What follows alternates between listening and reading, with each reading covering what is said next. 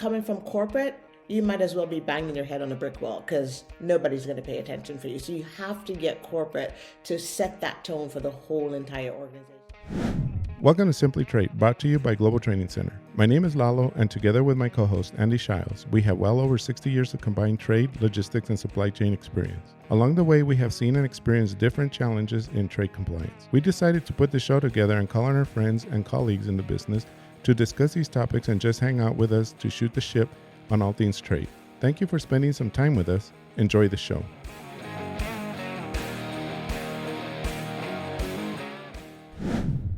Hey, Andy, we've got a great guest today. Very first show. I'm so excited. I mean, we've you and I have been talking about this for a long time, and people always tell us, hey, the experiences that you guys are having, you can make a show out of it. And so here we are. Let's give it a run and see how this goes. Yeah. I think this is going to be a fun time, and I'm excited as well. It's going to be something that we hope that everybody's going to get some, as I say, a nugget of knowledge that they can take to become more proficient, and the identification of next steps for at least the next 1, 2, possibly 3 steps in improving either their skills or taking action to resolve an issue. So this ought to be something that, again, it ought to be very good. So I was thinking also, and trying to find a guest to kick this whole thing off and set the foundation of what our show is about. I've been working with this person, Trudy Wilson, for years now. she's a great instructor and a consultant in the trade field. And I was thinking, how can I summarize how things can go along and how things are explained or what can happen in a trade scenario? And this is very common for us, and Trudy will probably confirm this, but it's very common that we go into a project, we go into a client, and maybe an hour into the session, they start saying, wait, let's just stop here because you're telling me things I never knew about. You're telling me that now that I know this, I am liable for this, or I need to be watching out for this. But at the same time, what they don't know will hurt them, so it's good that we're in there. Obviously, they don't mean it. They don't say stop, but they're just overwhelmed, I guess. That's more than anything. So I don't know. I mean, you've probably seen that yourself, Andy. I've seen that before where as we hit the compliance, and in the trade, there's the old adage that you get somebody asks you, what do you do? And you're like, import, export compliance or logistics, and then they understand logistics a little bit, but talking about international trade and especially on the compliance side, and they give you the deer in the headlight look, right? And it's like, okay, whatever. And next thing you know, they change the topic and move on. So with that, I agree with that. And then the other scenario there is, as we're looking at it, you hit people with some things that when they start understanding, when you're able to take the complex and break it down to where people can then understand it as common ground, and they start getting it, they hit that point where they wait a minute, they need time to digest what they just learned. And so I'm sure you guys have had that challenge here with what you've talked about. We have, and of course, here's the expert right here, Trudy. And thank you for joining us, Trudy. Very first show, and we're so happy to have you here. Thank you guys, Lalo and Andy. I am actually honored that you guys thought of me for your very first show. And it's so funny because everything that you're relating it's like every day for us. I like Andy's story about, you tell them what you do and they're like, give you the deer in the headlight look. So my little 5-second elevator speech is, my job is to keep importers and exporters out of jail and minimize any kind of penalties that they might get. And usually when I give that kind of scenario, they still don't quite get it, but they go, oh, okay. So they get a little bit of a gist of what goes on in our world. But it is a very different world, and it's either you're in it or you're not in it. And it's really interesting, like what Lalo was saying is, when you go in to see a customer and you meet a customer and they're all excited, yes, this is my job, this is what I do. And you start going through, it's like, okay, are you doing this? Are you doing this? Oh yeah, we're doing this, but are you doing it all the way through? And so you start going through and they're like, well, like Lalo said, wait a minute, we didn't know it was this involved. Because I like one of my catchphrases is a lot of people are voluntold. Oh, this is your new role, trade compliance, right? So they're thinking, okay, this is great, I can do this. And they're used to like the shipping warehouse and we're like, get it out the door, get it out the door. And then when they get in the role, they're like, wait a minute. There's a little bit more to getting it out the door. It's not just putting it in a box and sending it out the door. There's a whole lot more going on. And even on the import side, why can't you get it here? What's taking so long? There's a whole lot more involved. So it's a really interesting role. And once you get in it and get deeper in it you just kind of get hooked. And you either love it or you don't. And you get kind of hooked and you're kind of learning everything that's going on. And then you start meeting people and networking. So for anybody that is now in this role of trade compliance, you have this whole big beast that you have to figure out, how am I going to manage this beast? How am I going to make this work? And one of the big challenges that a lot of people have is, as we said before, is the organization has no clue what's going on. They don't know how it works. They just say, hey, make this happen. And you have to figure out, how do I navigate all this, making things happen, but still making sure everything is compliant with the organization. And one of the big things that helps everybody is once you finally get the grasp of everyone in your organization touches and affects the supply chain, right? And so I like to say from the C-suite, or a little catchphrase at Global Training Center, right? From C-suite to C-suite. From the cleaning crew all the way to corporate, everybody touches and affects the supply chain. And one of the tricky things that you have to figure out is, how do I get everybody to understand their role in the supply chain and that what they do affects everybody? But let's start at the top, right? Let's start at corporate. Corporate has to set the tone. And for those of us in trade compliance, we have to figure out, how do we get our seat at the table? Or how do we get our voice heard so that corporate understands what the role of trade compliance is, and that is going to help in the long run to get things in and out of the door. Right? So there's several different things that we have to think about, several things we have to put in place. So again, every organization is different. It would be awesome if we could set, a template and say, hey, follow these steps and it's all going to just fall in place. It doesn't work that way. You have to figure out how does your organization, what's your corporate culture, what's your vision, what's your mission, also what industry you're in is going to also play a big role, a big part in how do you navigate these waters to get everybody, as much as you can, on the same page. Also remembering Trudy, let me jump in here for a second. Go ahead. Let me jump in for a second. Is that you're hitting on something, though, that's very important, because a lot of people will come into a role that I've seen, and they're in the compliance arena, but they haven't. They're trying to look in establish, if you will, their daily routines to what they should be doing. But they haven't stopped. You've touched on something I think is really important. What is the vision of the company? What is the culture of the company? What is the industry that you're looking at? And that, as far as that industry, the type of commodities or services that you're providing will make a big difference on some of the things you're having to do. So as you're looking at establishing that up high, the other thing you want to do is also look at, how do you gain support, the seat at the table, those kinds of things. But you can't just walk in and say, hey, I'm here with compliance. You've got to understand what the company's striving to accomplish. And then you're going to have to develop a game plan to say, how are you going to take your department and align it with the companies and see, maybe it's already in alignment there, but then how are you going to then execute on some of the goals and things you need to do? Would you agree with that? Absolutely. So again, it's a whole new beast that most of us get involved in. We're like, okay, how do we basically tame this beast? And going back to, what is your culture? What are your missions and goals? And what is the industry that you're working in?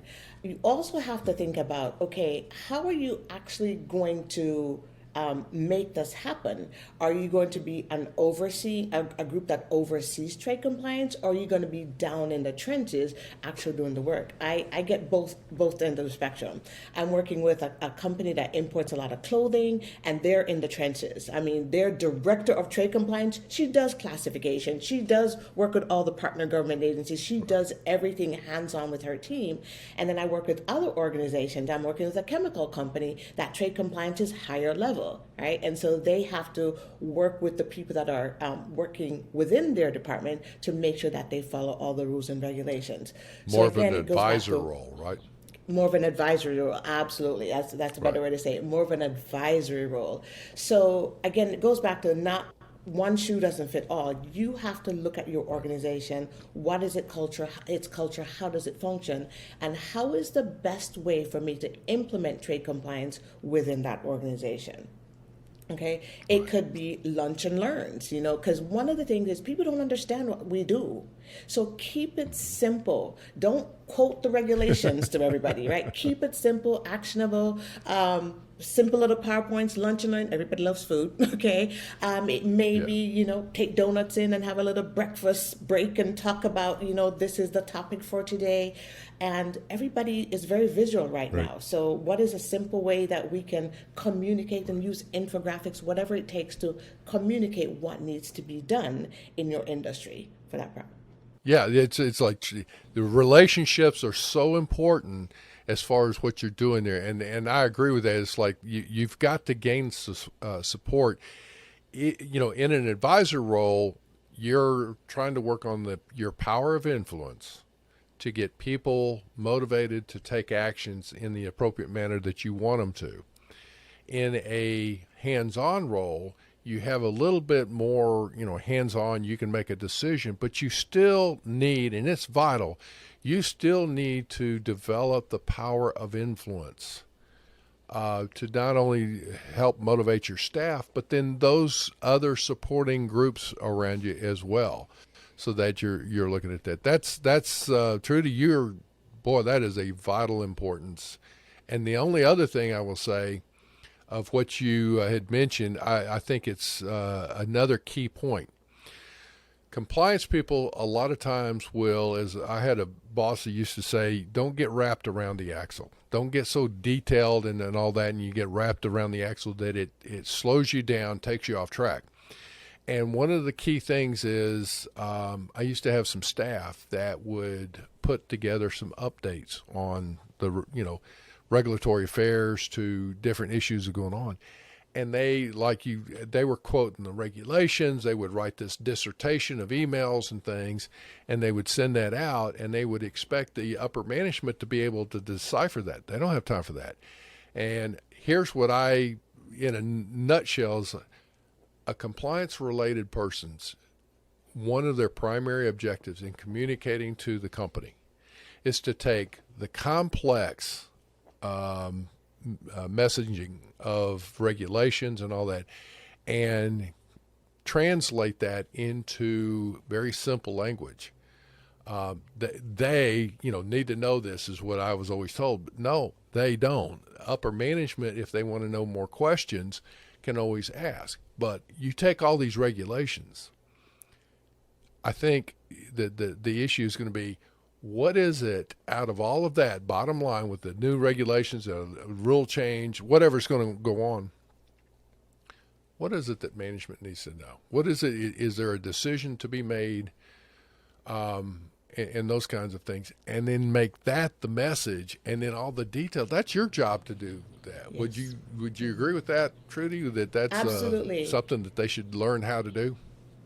Absolutely. The KISS principle works here as well. Okay, keep it simple, because nobody has time to dig through regulations. And a lot of times when we just kind of spit out the regulations, maybe we haven't absorbed it ourselves, and so we don't really know how to break it down. That could be a part of the challenge. So maybe we should step back in the trade compliance role and say, do I really understand what this regulation is saying? And how can I simplify it? Act as if you're talking to a 7-year-old, because our everybody's attention span is so short right now, and it's a matter of communicating the message, right? What is the ultimate goal I want to communicate with this particular point? And like you said, Andy, then once you communicate that, you get everybody's buy-in, then you work on the back end and get all the ducks in a row to actually fulfill whatever that goal you're trying to take care of.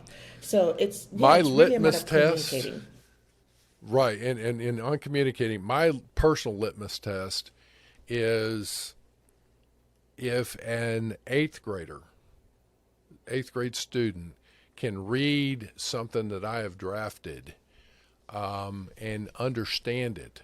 They may still not understand, some of the laws and regulations. That's fine, but if they can read and understand the messaging I've got to where, I know I've got to take action, I got to get some training, I got to do whatever, but they understand that, then we're going to be in good shape. Because I say this all the time, I'm dumb as a box of rocks. I got to keep it simple. And in keeping a simple message as it goes up the chain, I have just found that bottom line, do you need somebody to make a decision or take action on something? And that's your message. So Simple still always works, right? Simple always works. Go ahead. All right. Well, as we were talking, again, we were talking on taking on some of the different things. What have you encountered with some of your courses or your meetings that you and Lalo were mentioning as you started going through, probably talking about the basics of, whatever the course you were teaching or whatever. And then the light bulb starts going off where either the panic was setting in, where people started realizing just how maybe vulnerable they are, or how potential liable they are on things, or how big of a beast they've got to tame. How did that come out? What tell us maybe a story or so of what people were talking about. What were their fears? And then we can look at that. Hopefully we can start addressing some of that. Okay, so yeah, every class, or more than likely every time. So it's a progression. That's really what happens, right? So I meet them in class, or is sharing all this information. Of course, they're like, okay, this is like drinking from a fire hydrant, and so they take back that information and they go, oh, we're not doing this, we're not doing this, we're not doing this, you need to come in and talk to us, okay? So then we set up the meeting, and they get the different players within their organization for me to explain even further what's going on, and then they realize, oh yeah, there's a lot of stuff that we're not doing, and like you said, with the stuff that we're not doing, there's a lot of penalty and exposure, right? So one of the things that an organization, one of the things I always kind of, again, getting that higher level view, I ask every organization, what percentage of your business is based on imports? And what percentage of your business is based on exports? And if you took those out, how much of a business would you be? And then they realize, okay, this is really critical that we get this straight, because if we mess up, we don't follow the regulations, whether it's an import or an export, then we could be liable, right? Not could be, you will be liable, and you will not have the privilege. A lot of people don't realize that importing and exporting is a privilege. It's not a right or responsibility. So once we get that in corporate's head, then they kind of go, oh, okay, yes, we need to start listening to trade compliance. So actually, they're kind of happy when I come in. They're like, we've been trying to say some of this stuff for so long, and nobody wants to listen to us. Thank you very much. And then we start doing the export assessment as to where they are, what the gaps are. We do the import assessments, where they are, what the gaps are, and then we start plugging in those holes and creating that compliant organization. And it's not something that happens overnight, and it's a lot of educating everybody every step of the way. This is what needs to be done. So yeah, it gets really interesting when you start digging into the weeds. You're like, wow, we didn't know that. Wow, we need more training. Wow, we had no idea.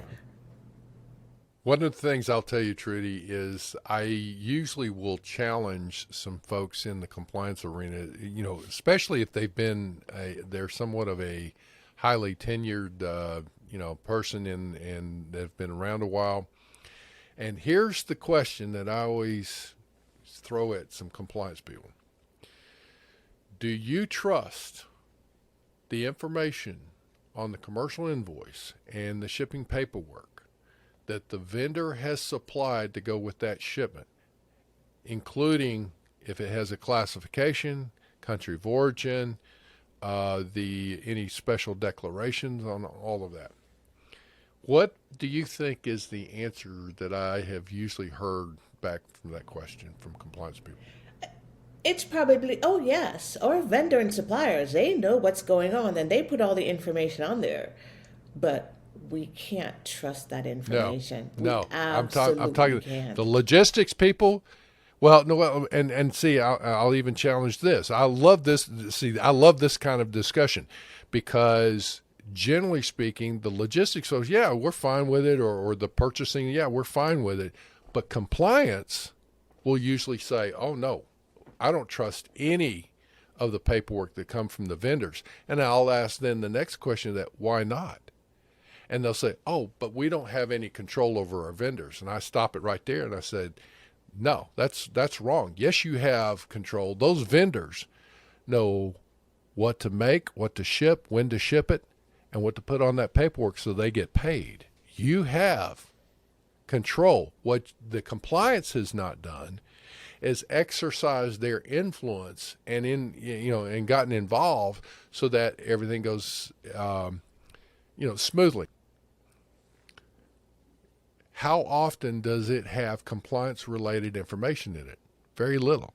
Why? Because compliance has not aligned themselves with the purchasing so that, all right, we're going to issue a purchase order for 10,000 widgets. You're going to ship maybe 500 to 1,000 widgets at a time. When you ship it, we'll tell you where to physically ship it to, but here's the description to put on there. Here's the harmonized tariff number. Here's the special declarations.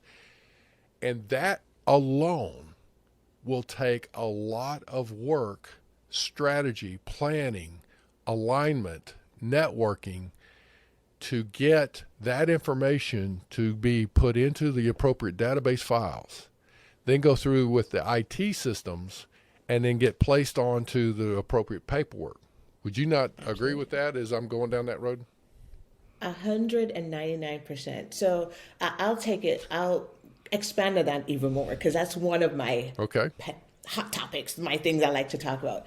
I always tell everybody in trade compliance, you serve no purpose at the end of the supply chain. No purpose, right? Because by the time it gets to you, there's nothing you can do other than say no. So then we become the no people and nobody wants to come to us. I said, what we need to do is figure out how to get ourselves at the beginning of the supply chain that we now become an advocate, right? So as soon as a product is coming to birth, is that the right way to say it? Is coming to light, whether I'm importing it or I'm exporting. If I have a purchaser, supplier, buyers going out to buy product, I should be the first person you're going to call. All right. Before you buy that product, hey, Trudy, this is what I'm thinking of. It's in this country. Here are all the specs of the product. What are the import determinations that we need to meet? All right. Same thing on the export side. The engineers, when he wakes up that morning with a brand new bright idea, I'm supposed to be the first person he calls when he puts his feet on the floor. He gets out of bed, right? I need to know what's going on. That's the only way we can be proactive and an advocate and get all our ducks in a row to make life easier for everybody.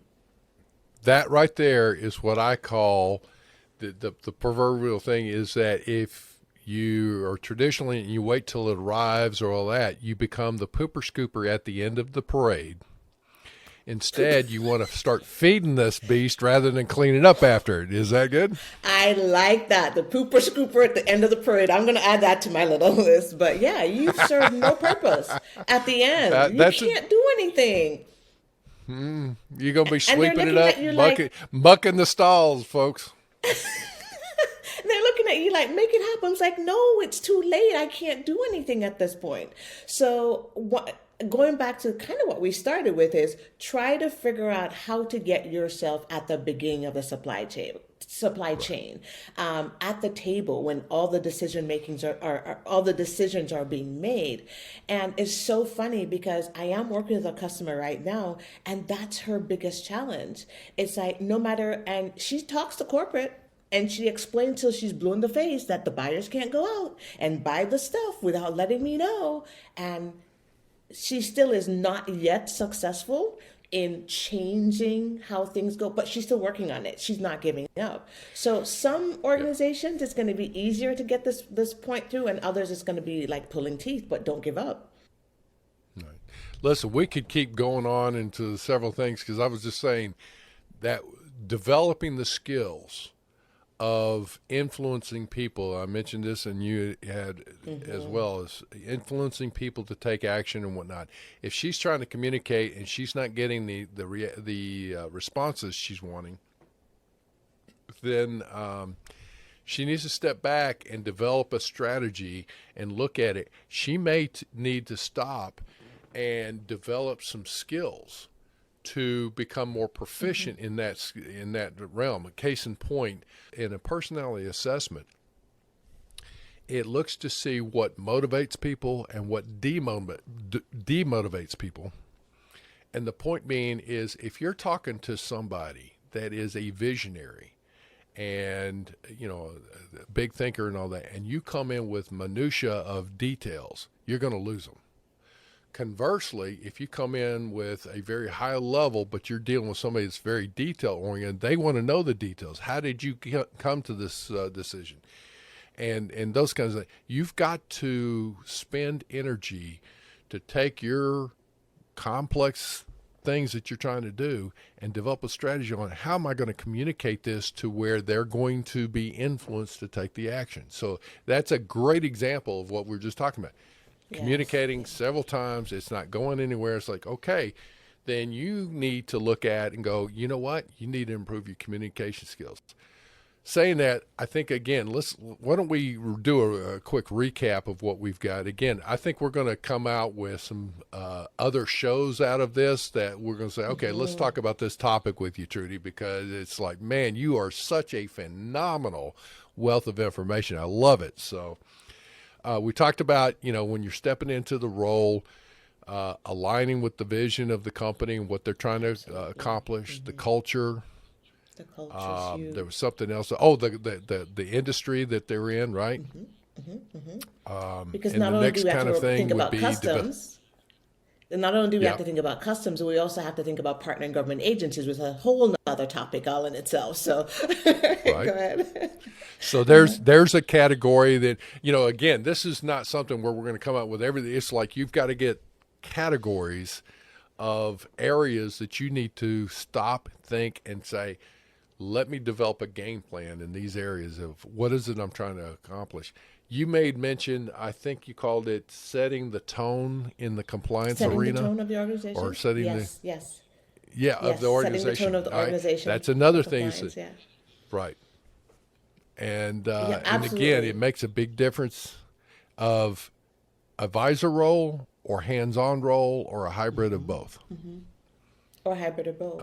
And if the message isn't coming from corporate, you might as well be banging your head on a brick wall because nobody's going to pay attention for you. So you have to get corporate to set that tone for the whole entire organization. And then you're going to get, still not going to be easy for many of us in most corporations, but it's just going to help that process just a little bit more.